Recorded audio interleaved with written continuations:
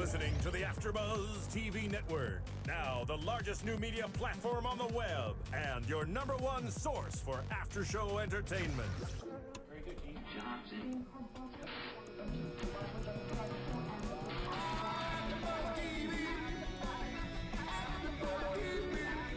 From the AFTERBUZZ Studios in Los Angeles, California, presented by Maria Menounos and Bing.com, and streaming live thanks to Akamai Technologies. This is AFTERBUZZ TV's Arrested Development After Show. We'll break down tonight's episode and get you all the latest news and gossip. And now, another post-game wrap-up show for your favorite TV show. It's AFTERBUZZ TV's Arrested Development After Show. Hey everybody, welcome. Bing is for doing, and we are doing Arrested Development. Yes, we are doing these episodes a little earlier. We're mixing it up, and we are doing episode 6, Double Crossers, featuring George. Welcome everyone. My name is Nando Velasquez, and let's go in order. Let's start right next to me. Hi everyone, I'm Alina. I'm Roxy Striar. Hey everyone, I'm Cathy Kelley. Yes, and awesome. So this is our second episode with George. We get to see a little bit more of him and Oscar. When you see George, you're obviously going to see a lot of Oscar too, and you're going to maybe get a little confused here and there. So a lot of confused. A lot of confused. But I do want to call out. First of all, we continue to see this curse that George has had from that mysterious Indian in the next to the commode. The strong will become the weak, and the weak will become the strong. Yes, exactly. The one that he thought was an ostrich, and then and so we get to see a lot more of the strong becoming the weak, and the weak becoming the strong. Marky Bark.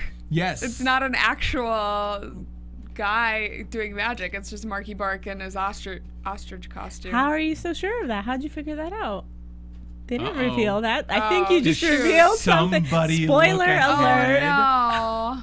I can't keep these episodes straight. That's what happens when someone sneaks ahead. That's why I'm really not watching them. I really am staying good now because I can't. That's the problem. I can't keep them straight when I do that. I literally had that one day where I accidentally kept watching. That's right. And you said you left it I on. stopped. I was like, I'm not going to do this anymore. I will say that's annoying for me too because Netflix. I'm sorry. Yeah, it's great for binge watching. I think we can forgive you. We can forgive you. I'm sorry. It's a minor spoiler, I think, so it's all fine. But yeah, I mean that is the one thing about Netflix that does bother me. As much as I love it for binge watching, you don't have to touch it. You don't have to. You can be lazy and just not touch your finger on the screen. But it causes problems when you're doing after shows. and when you're trying to sleep, because then you never go to bed. You oh God, I hate when that happens too. You fall asleep and you realize you watched 2 episodes while you were sleeping, and you have to like fall back. So serious first world problems. Yes. Oh God, we're so. It's so tough. So horrible. Such a hard life. Okay. Well, anyway, so the vision that they have, for whatever reason, whether it's real or not, but George is becoming more weak and Oscar's becoming more strong, and for some reason George is turning into a woman. Yes. Slowly but surely. I think that someone, and this is not a spoiler because I don't know this, that someone is like slipping him estrogen pills. Like, I really just think that that's what it is. Maybe that's it. Maybe he's taking Lucille's pills. I don't know. Lucille has pills? I'm sure Lucille has pills. I just think it's funny that he keeps touching his boobs and, like, rubbing them. Everything. There's so many quotes. He's like, I hate my arms. He's wearing a blouse. His hat. You think I'm fat. Like, you think I'm fat, yes. That's what you say to the unattractive one. Yeah, Like exactly. that. Yeah. It's just too funny. And it's hysterical because if it was a woman saying it, I wouldn't think twice about it. But when you see it come out of a man's mouth, it's so jarring, which is weird. I don't know why that is. Well, he's not just any woman. He's a woman going through menopause, right? Oh, yeah, that's the level of his estrogen. Yeah. He has the testosterone levels of a baby or something. Like, a small child. Yes. Off the wall. Off the wall, off the charts. No, I meant below the charts. How do you say that? How do you say that? I don't get that. And then at the very end, when he picks up the wig out of the on the floor, which was Lindsey's wig, which is definitely Lindsey's wig. Yeah. So obviously Lindsey's wig from earlier in the episode. Yeah. And it looked good on him. It did. I have to admit. I mean, I wouldn't be fooled. But I was it did kidding. look good on him. I was making a joke. No, it looked like an old woman to me. It really did. So I want to know what happened to Lucille too at the very end of the episode. Yeah. Like Lucille's been missing for several days, and usually we don't see. Like usually at the end of the episode, it's a running joke that you never see on next episode. Well, I want to first of all, I want to say that my prediction about George and Oscar. I don't know. From Save last it. episode. No, my prediction from last episode. I'm not going to save my prediction from last episode because it came true. Because I was right. And I didn't look ahead. So I actually predicted that about Oscar. That Oscar was with Lucille too when Michael busted them, and that George was the one who walked into Orange County Imagine. Yeah. Although I didn't know that was because he thought he was going into Orange County imaging and to masturbate in an MRI machine with Mexican porn. Although that was that weird. I didn't call. That was a little tough to call. That was a weird phrasing though. When the doctor told him, he said, Ride that MRI. Ride it to Climax. Because his thinking cap was on, and he doesn't think straight when his thinking cap's on. I have maybe a prediction on that, but I'll talk about that one later. Okay. I'll save that prediction. So for you'll you, have Roxy. to stay tuned. Yes, you'll have to stay. That's a tease. That's what we call a tease in the business. But yeah, so I mean, I'm guessing Lucille too. It must be having something to do with Oscar, because why was Oscar trying to sleep with or make out with Lucille too? And again, why does Liza Minnelli get all the action in his series? Apparently, everybody seems to want to sleep with her. Everyone. Michael refers to wanting to put her up against the wall. Yeah. So, and if that doesn't work, up against the stairs. Up against the stair car, exactly. Yes. So, but yeah. So without being getting into predictions, obviously, obviously Oscar seems to have something to do with Lucille too. There's definitely something missing there that we'll get to find out about Lucille too. That ties into that last scene with her disappearance, where she gets upset with the sweaty old hot box. But oh no, that's Lucille one. That's Lucille one. Sorry, I'm mixing up that my comment Lucille. Yeah. I wrote that one down. It's good to be out of that sweaty old hot box at the countdown. That's Lucille one. My bad. Lucille two has a fine box down there, not hot box. Somebody cut me off before I say something inappropriate. Already? You're gonna say something I inappropriate know. already? We're Apparently only 6 there's minutes something in here that isn't water. Oh, okay. So. Okay. Anything else about Oscar and George that we're missing here? I mean, I think we got it. I just thought it was hilarious that Oscar was going based off the map that Buster created. Oh my God! And that's why they mistook. That's why, yeah, we'll get into the wall and everything, but that's why this show's so hilarious. We saw that map so many times. Right. They kept referring to it, and then the punchline is it was Buster's map from when he did cartography class. Excuse me. And he got a C+, but it was a good effort. Yeah, job and better. The reason why he was in the cartography class is because the class where you draw naked people was full. Yeah, right. And I also, when speaking about them and him being a woman in the relationship with them, I just love the line where George's getting off the phone with Henry Winkler and he says, "Okay, love you." He says back, "Love you too," and they hang up. And they also he was called a little girl. Well, he was also called the P word. Yeah. Which was also a callback to Charlize Theron, to the whole English, arc when they were in, because it's supposed to be a different meaning word back in. And again, as you're saying, Henry Winkler with the potty mouth this season, he's swearing and using the P word. Oh, yeah. For sure. Speaking of Henry Winkler, our bosses, Maria Menounos and Kevin Undergaro, have an amazing movie out right now. Awesome segue. Yes, it is called The Adventures of Serial Buddies. And as you guys are fans of Arrested Development, who is narrated by Ron Howard, this movie is narrated by Henry Winkler. Where can I find it, Cathy Kelley? You can find it on iTunes and at serialbuddies.com. You can rent it, download it. It's absolutely hysterical, kind of like Dumb and Dumber meets Dexter. All-star cast, along with Henry Winkler. There is Beth Bayers from Two Broke Girls, Kathy Lee Gifford, Artie Lang, Maria Menounos, and a ton of other people. Go check it out. Adventures of Serial Buddies. I would say if I have not seen the movie and loved it so much, I would be sold by you saying that right now. Oh, yeah? That was awesome. Yeah, but I think I'm going to download it tonight and go watch it again. I've watched it for 6 my times. 50th time. Yeah. I did want to mention one other thing, that the Mexico, George had mentioned that he was in Mexico a couple episodes back, and I was like, that's kind of weird. Like, what was he, we knew he was next to Mexico, but what was he doing in Mexico? And now we finally got our answer. Oh, yeah. As far as that, well, now we know the whole thing about him being stuck in Mexico. Yes. Because he bought land in Mexico that he thought was the U.S., which kind of screws him completely because his whole plan... more than kind of. Totally screws him completely because his plan was to sell the land at a really high price to make up for undercutting Sam Sitwell for the wall. It was almost as bad as Herbert Love's high-low plan. I don't know which is worse. Yes. And the other thing with them burning, Oscar and all of his friends burning the signs because they were in Spanish. Oh my gosh. Because they were like, why would you have signs in Spanish if we're in America? Can I and just say? who was the girl, what's her name? Heartfire. Who kept on trying to tell them telepathically that we are in Mexico. But Am I the only one that sees that? They were talking too loud to hear her thoughts. Yeah. What I love about that too is that several times we have actually heard people say, this is the sign I'm looking for. And literally they had these signs that they weren't looking for and they're just burning them. But Henry Winkler, who said, well, how was I supposed to know it was in Mexico? The entire thing was in Spanish. I love that. So, yeah. And my card says, "Se habla español," which clearly means That he does. I don't speak Spanish, but if you translate it, it means I speak Spanish. So I want to bring up, because I'm going to forget, the Barry Zuckerkorn scene. What was so great about that scene, he was in a hardware store and he was buying a stepladder. He was buying a stepladder, if you remember from a couple of episodes ago, when he's trying to reach over and he can't reach over the door for the tchotchke. The chachi. Remember he's calling it chachi, that whole Good scene? catch. Yeah, with Bob Boblong? Yeah. Exactly. So that, I wonder when that'll come in play. that stepladder is going to come in play, I'm sure, at some point. The timeline is so hard to follow, I but know. once So you hard. finally figure it out, it's brilliant. Yeah.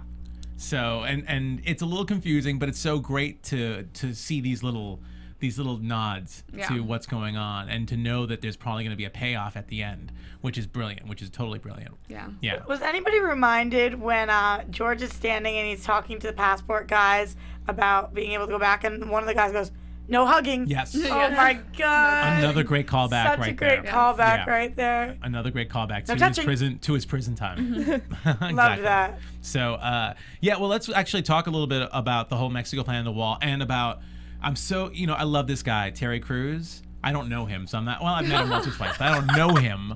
I've met him once or twice. I'm not going to Name drop. continue the trend of knowing people. You're but just so popular. He is awesome in everything he does. He was in Expendables. He's one of the Old Spice men, not the Isaiah Mustafa one, but the really psycho, crazy, manly one. And he just plays Old this Spice, brilliantly.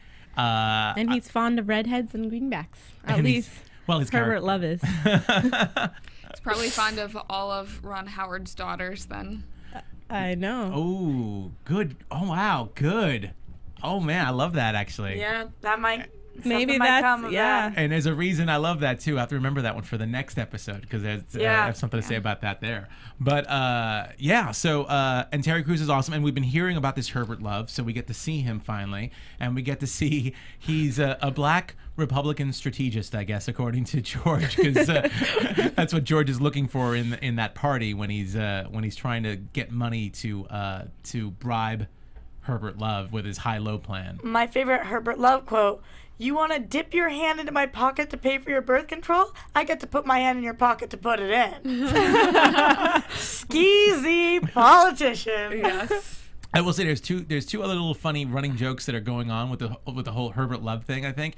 The first one is obviously tipping black men, tipping African Americans, which comes into play when Ron Howard says George Bluth finally tips a black man. Yes. And then the other one, it seems like every single time there's a character that's African American, that he is mistaken for someone else, or they act like he looks like somebody else. Yeah. He said at one point that he's not Carl Weathers. Exactly. Yeah. Atkin Jackson, which is a character Carl Weathers played. Right. I'm not Carl. What do you think I am, Carl Weathers? And then the waiter who he mistakes for A black Republican strategist. Yeah. Yes. So there obviously is a lot of racism with the Bluth family. That's so going on. funny, because it's also a callback to that award show that Job's girlfriend Marta went to way back in season 1, or season 2 maybe, where she was Latina, and she went to a Latina movie awards or soap opera award show, and someone thought that all the attendees were waiters. waiters. Oh, yes, definitely I So it's remember the that. exact opopposite of what happened in that episode. Well, yeah, it's just Exactly. typical Bluth, Racism? opinion. Yeah, racism. Typical Bluth racism. Stereotyping. Or who did they think was Carl Weathers in the elevator the other day? Cuba Gooding Oh Jr. yeah, kudos. So it happens all the time. So I think like every single time we see another black man, it's going to be mistaken for somebody else, or there's going to be a tipping reference. Is obviously. Cuba supposed to be in this season? I have not looked at IMDb for his byline, but if he is in it, that would be a great I bet. that would be a great button somewhere along the line if it turns around to him. Yeah. So that would be totally awesome. So also from that party, we see Lindsey, of course, and she somehow has $50,000 that she got from Lucille. Well, I'm guessing Lucille won. Right. To get maybe some plastic surgery. But don't you feel like Maisie would be a cuter name? That was a great line. Maisie is a cute name. Why do you maybe? Who knows? Maybe it is. Maybe Maisie is. Perhaps. Yeah, and then also just the note. I'm sure we'll see it later on.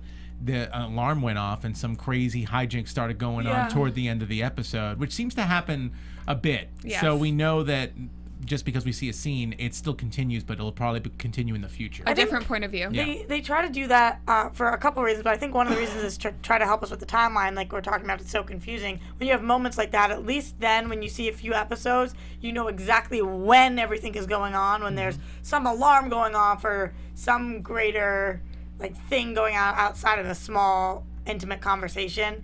If there's something else going on, then we can place the timeline easier. So I like that. Yeah. Let the alarms go. For my viewing pleasure. They're a good point of reference, is that what you're saying? Point of reference. That would have been the shorter, more abbreviated way of saying that. Point of reference. You said it just fine. It's good. It's a good landmark. I just edited what you said, that's all. Which is not a bad thing. So what was weird, I thought this was really weird about this episode. All these episodes so far have been very much about one character. And we've seen a couple of bits and pieces of a few other characters here and there interacting with the main character. But for some reason, this one kind of threw me off. And I not that this is a bad episode because of it, but there was a really large chunk that seemed to be about Michael and Job. Right. Yeah. I was kind of confused, too, because initially I thought the whole episode was going to be about Job. And then it turned out to be about George Sr. Oh, really? Yeah. So it was a little bit of confusion in there that I wasn't really 100% clear about. I mean, they do always say at the very beginning of the episode during the song, it's who is keeping the family together. Yeah. So they did say that it was George. I think this was just kind of, they didn't either know where to put it or maybe it's something that they're trying to build for us again. Yeah. Who knows? Well, I mean, it's great. I mean, it still is great, and I guess it had something directly to do with George, because I guess it ties into... who gave Job the job. Exactly, who gave Job the job, and of course, Michael... Well, we got to see Michael talking to George when George finally signs the paper. We see a little more of that scene, which is, I'll sign this, but you got to do something for me. Yeah. You got to get love off the wall. I think that's what he said, right? You gotta get love off the wall, which love could against mean the wall. a love against, which could mean so many different things at this point. So many different things. Double entendres left and right. Oh Love yeah, it. absolutely. So so we get to see Michael and Job, and we get to see Job, of course, as what looks like a limo driver with bees in his car. In his limo, in the back of the limo, and he had to swerve to avoid an ostrich. And he had to, there was our ostrich reference for the episode. I want to know which is going to be more reference. I want to go back and watch all the episodes and then watch all the future episodes and just see if there are more ostrich references or more bees references. I think ostrich. I think ostrich is winning out but right now. There have been so many. I mean, yes, right now, but I feel like there are so many subtle bee references in this that it's just, I don't know. It can turn around. The Michael B. Company and things like that. Why do you think they have to do with each other? At some point the bees are going to attack the ostrich farm or something? No, I just said that it was going to be like a birds and the bees thing. And coincidentally, our mic flags are bees. Yes. Technically. So maybe we're ostriches. Maybe we're part of Arrested Development. No. Yeah, let's get some ostriches in here. Where are all the ostriches? Why is there not an ostrich in here? Let's work on that. I don't know. Do you want to get... I think the ceiling's too low for this place. We need a pet. We need a pet ostrich? Is that what you're saying? Definitely. We'll talk to Maria about that. Okay. Maybe she'll save an ostrich. Was there one at her party? No. No. Sadly, no. Just monkeys, parrots, no ostrich. Before we go on, let me just bring up, if you're listening to us on iTunes and you have subscribed to us, please rate us. Please let us know what you think of the show. We'd love to get your comments. And, thank you very much for listening to us. I know that we've been pretty highly rated on the AfterBuzz charts for the past couple of weeks, and I know there are a lot of Arrested Development fans. So yeah, please give us a rating. We'd love 5s, and we'd love to hear from you. So Go team. Go team. Go team Arrested Development. Yes, absolutely. So a couple of things about Michael and Job. It seems like the Sudden Valley house they were in was filled with Mike's Hard Lemonade. That was for John Beard, that John Beard put in, which I'm guessing was for the whole Catch a Predator thing with Tobias. Yep.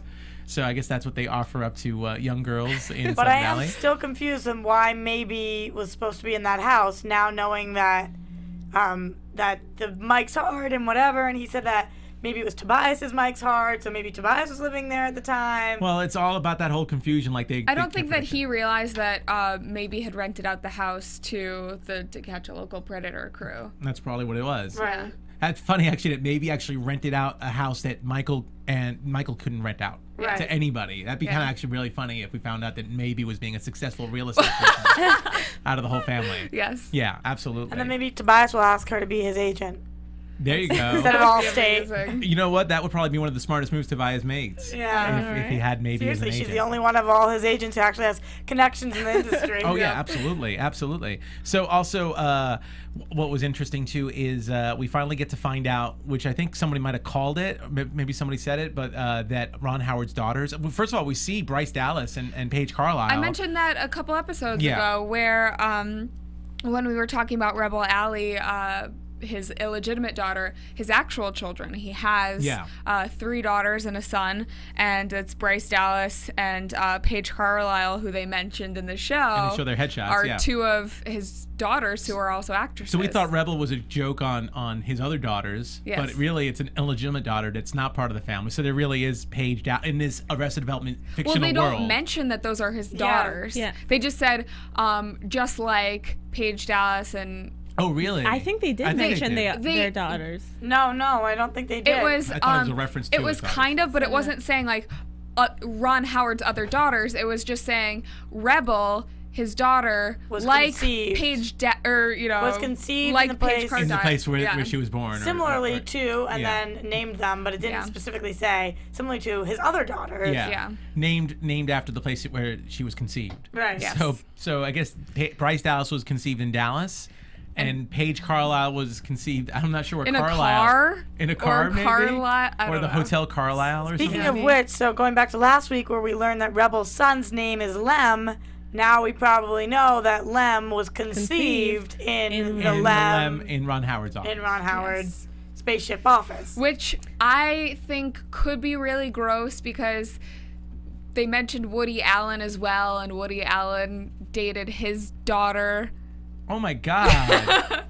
Now that we all always talk about how is Rebel Alley his girlfriend or his daughter. Yeah. So that would be really gross if it actually happened to be both. Yeah, interesting. Oh. But we do see, but it's interesting because we do see Job and Michael bonding a little bit there over Rebel, talking about Rebel, which comes into play probably later, and again, it's a really, really interesting scene. I love that Job confuses Ron Howard for Curly Howard. Maybe I'm too old to get the Three Stooges reference. Wasn't it Mo? Yeah, no, for Mo. Mo Howard. Yeah. I wrote Curly. I meant Mo Howard. Yeah, I love that. Thank you for that. I love that he confuses those two guys. I don't know. I'm Job. I'm too old. And then he says, "Isn't he like 100 years old?" And he says, "No, he's been dead for over." What is he gonna do? Poke your eyes out?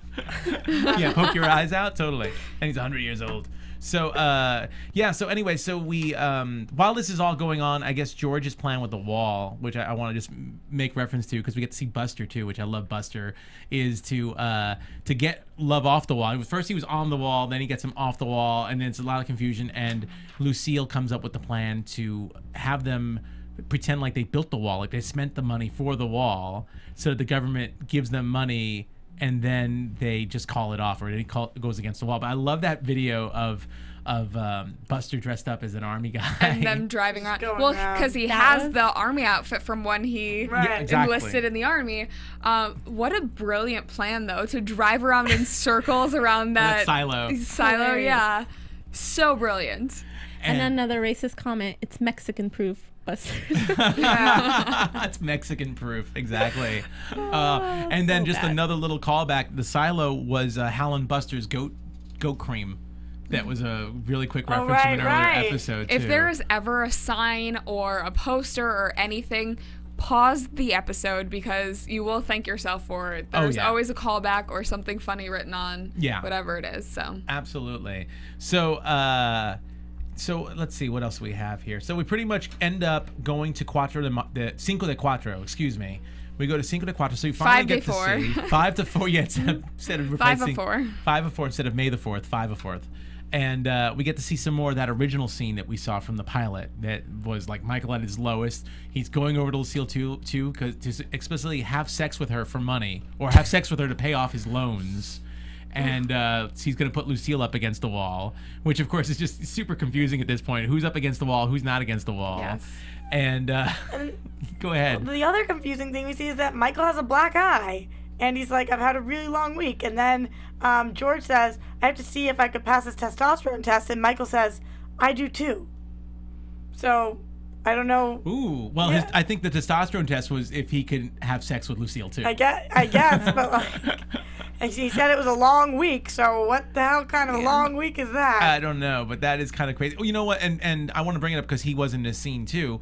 John Slattery playing Dr. Norman, Right. which is, again, it's hilarious with the thinking cap and him talking about that area where the Hopi Indians say if you could stimulate sexual attraction or sexual interest. says- That's my penis. Yeah. Yeah, exactly. So I mean, that whole thing and him throwing out all those testosterone. All his I don't know, medical stuff, whatever Yeah. that was, all his charts Hilarious. and everything. So I want to bring That's that safe up. for the environment It's just too. Cinco de or quinceanera candles. Oh, quinceanera Yeah, candles. exactly. But it's interesting. He didn't recognize George right away either, and I have a theory about that. I'm going to save. It was kind of a callback to when Ron Howard a couple episodes ago didn't recognize Michael. It was like, oh, thank you. Yeah, I love that. Not one. me. Or maybe he's, I don't know, taking some of those drugs that he's throwing into the ocean. Yeah, That's why he's not A little too much. recognized. Maybe he was in a Maca? roofie.